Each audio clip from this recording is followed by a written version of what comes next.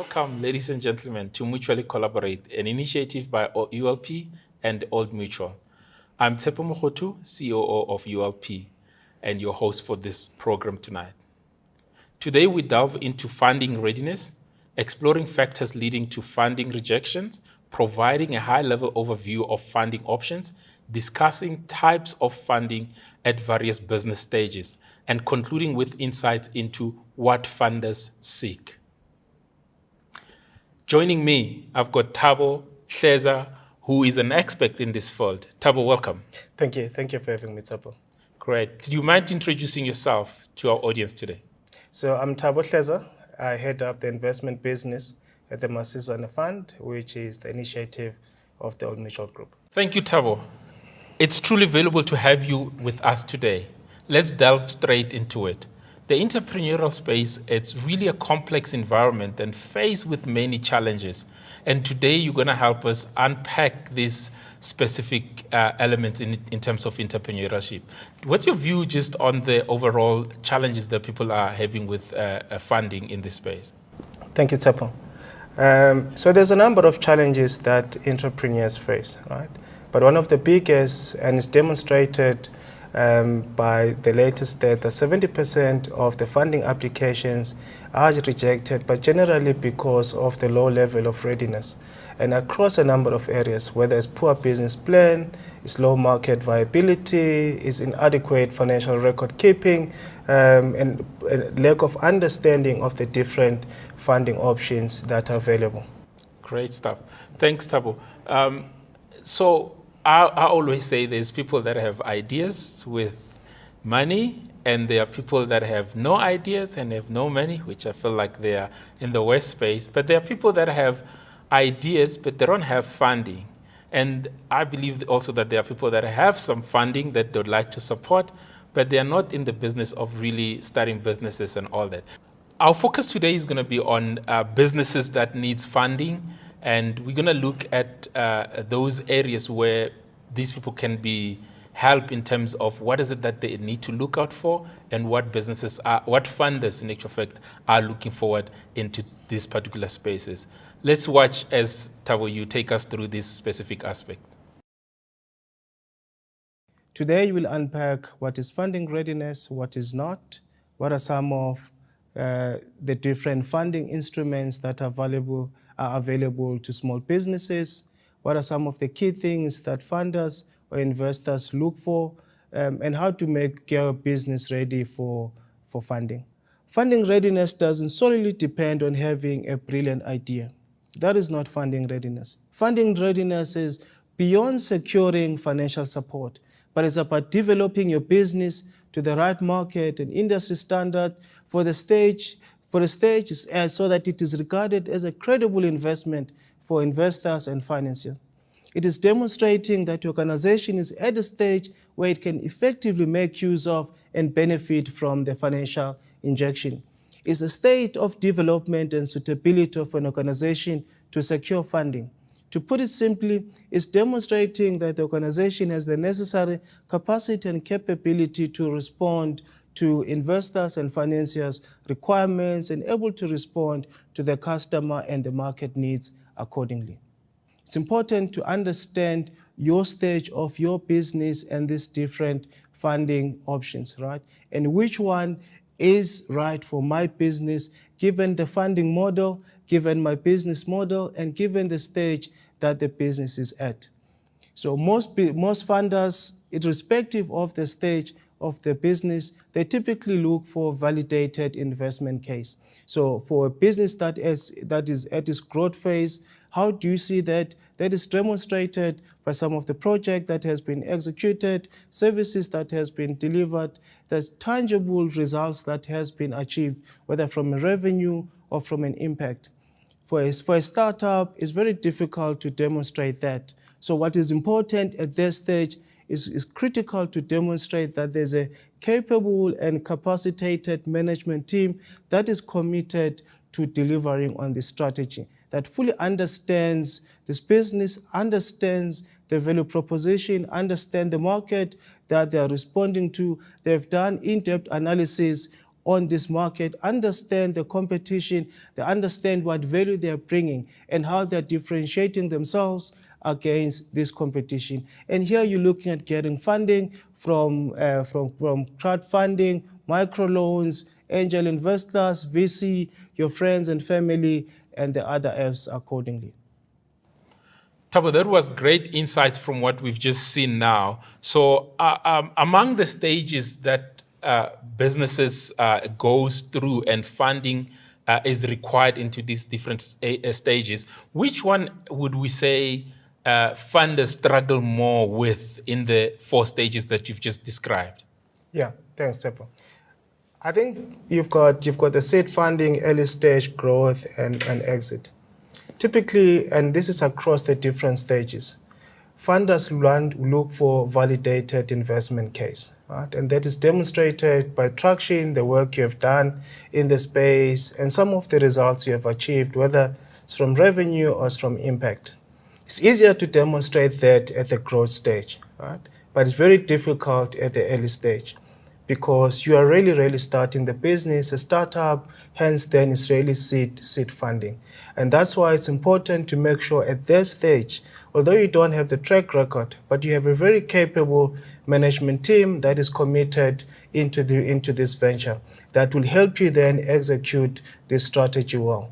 Hence then it's easier for friends, family, angel investors, and the others to come in and support, because at this stage you're really supporting the idea and the management team that is running with this venture.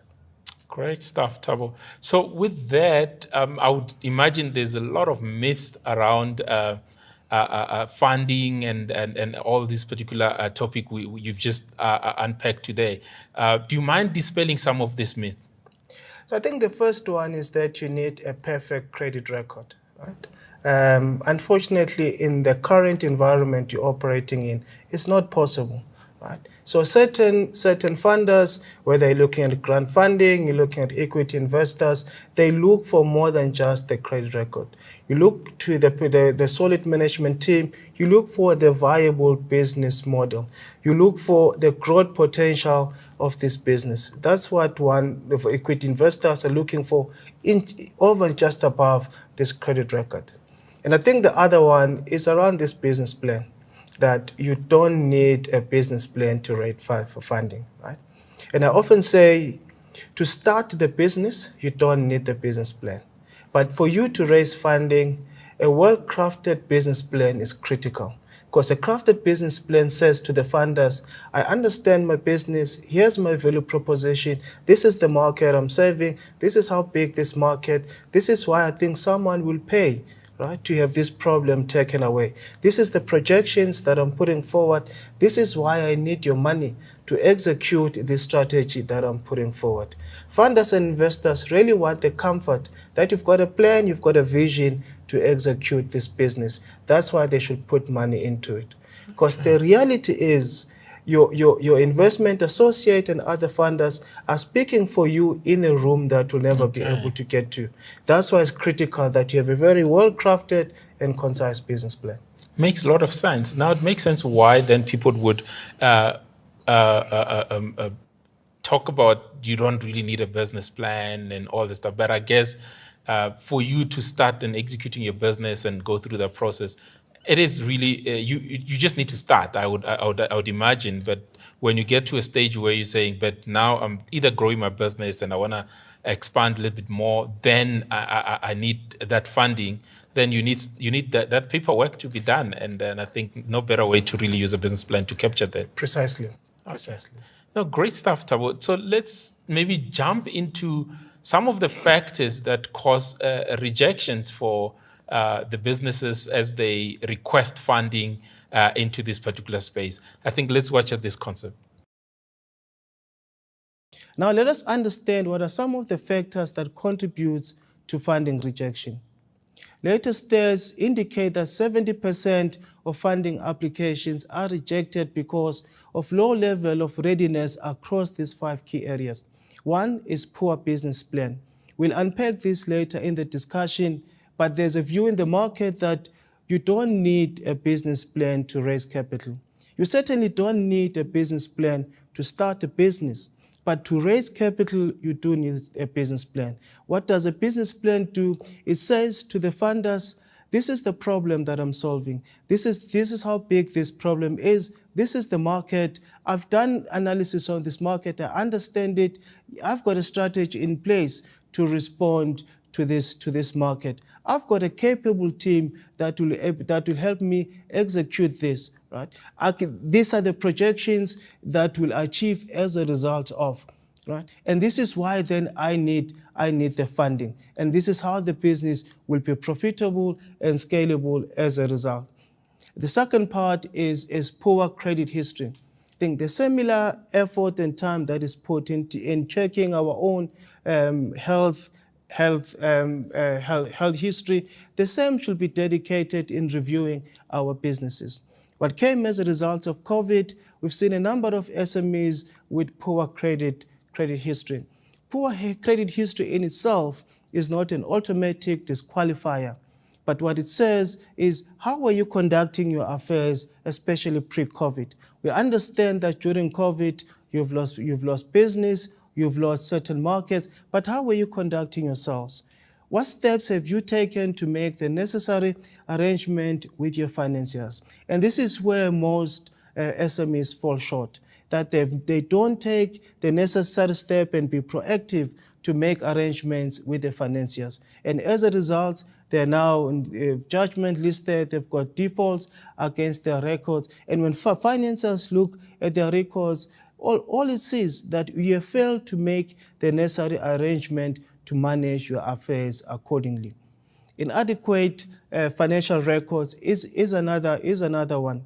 And I think of critical here, some SMEs are great engineers, but are poor financial managers. So it's important to make sure that you elicit the professionals that understand how to put together for financial records. And the other part is low market viability, and we've covered that, and it's also limited understanding of funding. So hopefully the section on different financial instrument and option has helped to bring some light on some of these different funding options that are available to SMEs. So many critical factors, Thabo, that you've covered that we need to be aware of. What are some of the critical ones and why, out of the ones that you've just covered now, in terms of the rejections reasons here? I think one we've covered around the business plan, that I think it's important, and one of the things I always say, some of the business that we fund, SMEs might not be able to craft the business plan themselves. They have a great idea, but then they're not able to reduce that into a concise plan. So you don't need to have a voluminous plan, but be able to get then a consultant that is able to craft a very concise and a realistic plan that you can be able to articulate to a 5-year-old very precisely. This is the problem I'm solving, this is my market, these are the projections, this is why you must invest in my business. Secondly, the credit history is critical. The same process we go through in checking our own whole health status, the business needs to be afforded the same. Secondly, make sure you understand the different funding options that are available.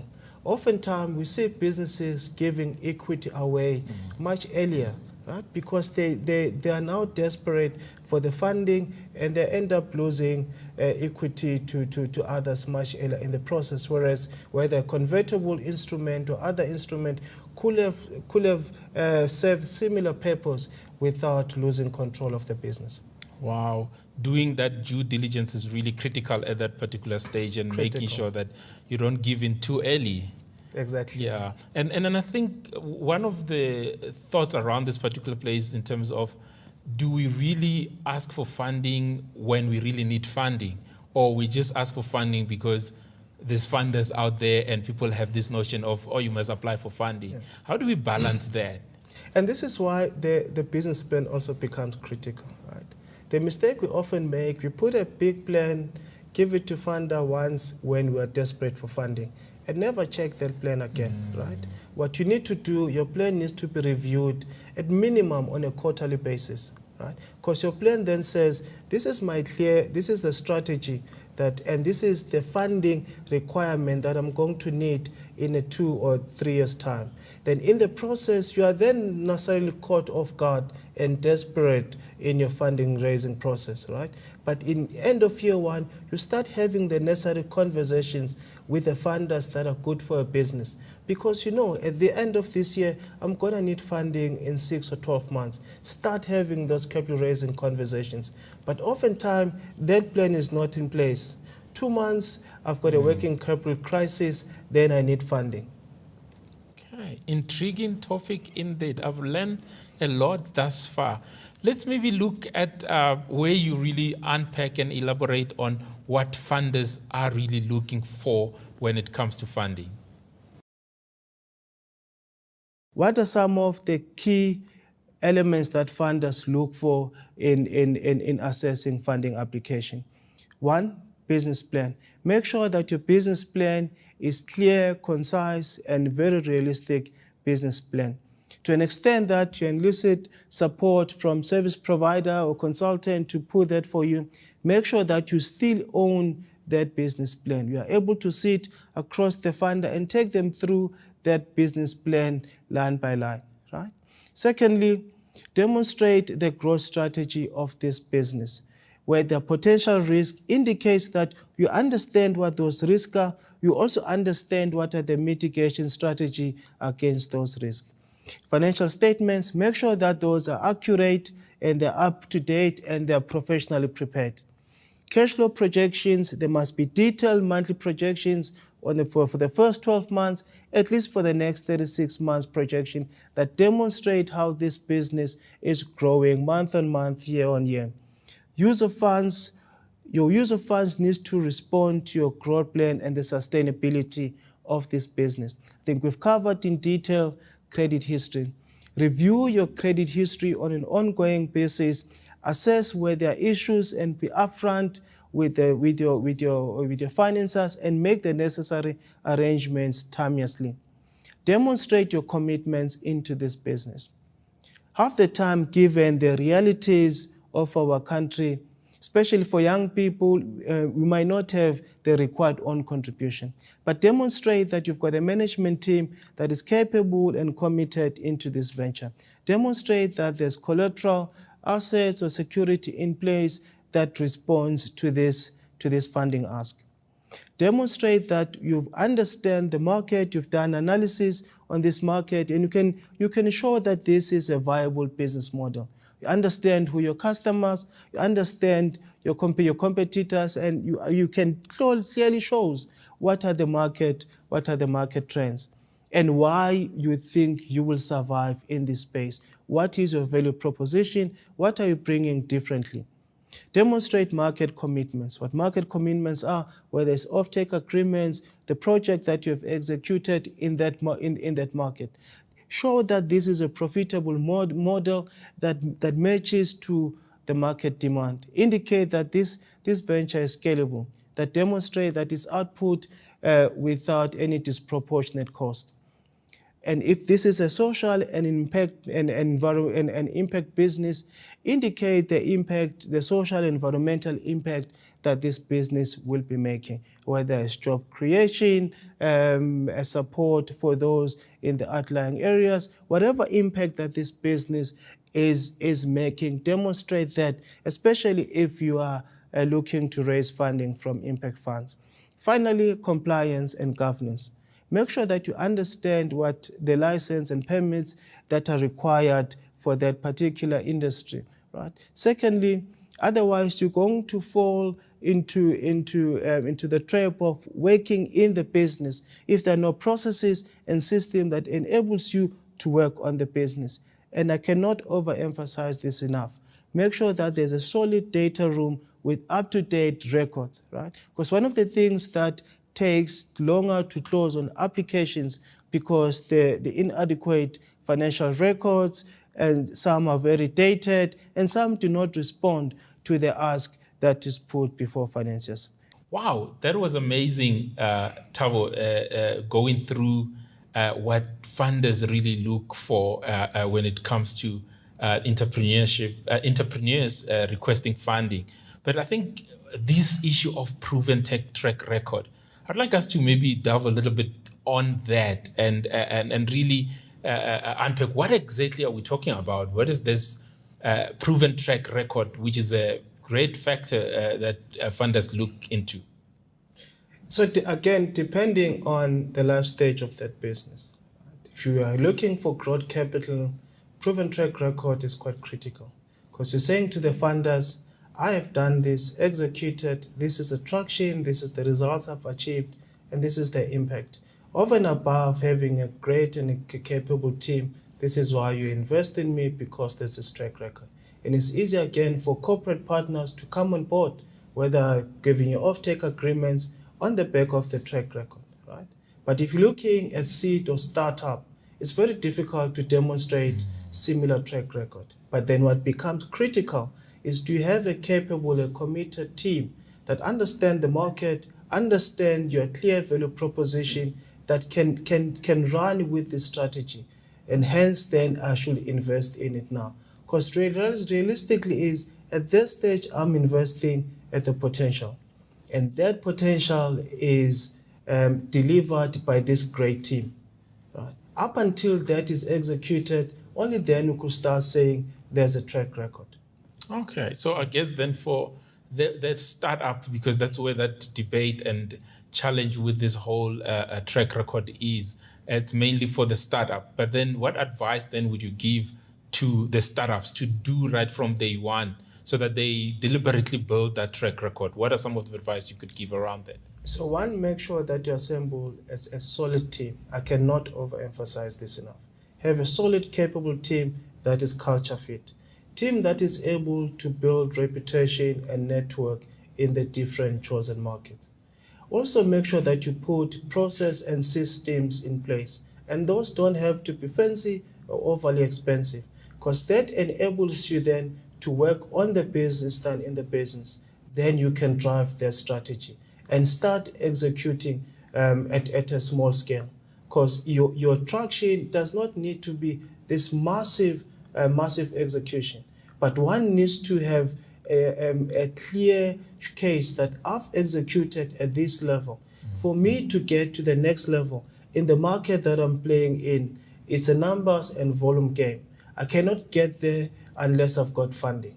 And that's why then it's critical that even at the small scale, you execute accordingly.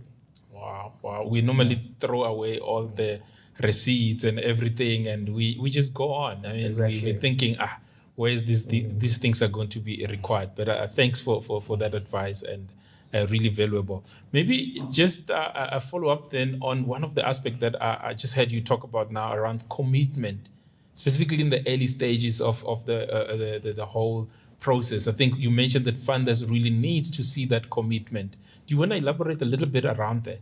Yeah, and I think there's also this myth that commitment is about how much own contribution skin in the game, as it's often called, right?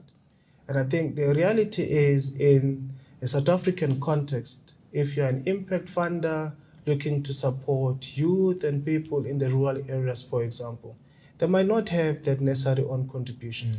So you cannot have that as an automatic disqualifier. But what then says, do I have a committed management team that understands this business, that are committed to driving it forward? That is one way you demonstrate commitment, right?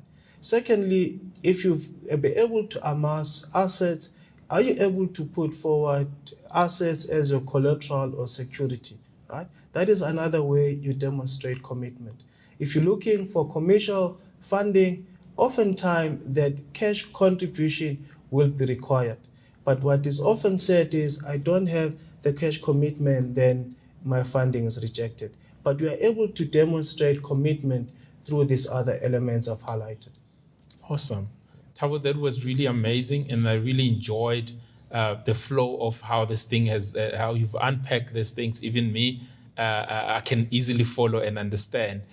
Maybe just coming to conclusion, what are some of the takeaways if you think about the overall topics we've discussed, right from the stages, from the actual rejection reasons, and what funders are looking for? What are some of the takeaways that you'd like our viewers to take note of?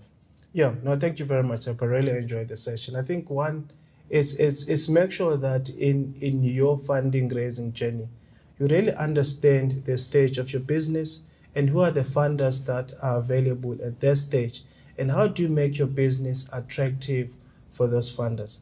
Because the mistake that you will make if you are looking for your business requires impact funding, if you're not able to demonstrate that to impact funds, you're going to lose a whole lot of opportunity. So that is critical.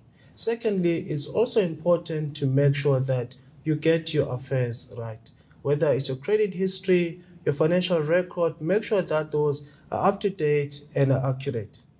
Some of us, you could be a great engineer, but the finances might not be your strong point. Make sure that you get professionals to put that together for you. Record keeping must be on point. One of the delays that causes application to be concluded much later in the process because your data room is missing a whole lot of critical information. Make sure that that is in place. Some of the industries you're operating in require certain licenses, contract, and permits. Demonstrate one that you understand what those are and how to procure them, that you are on the journey to procuring those accordingly.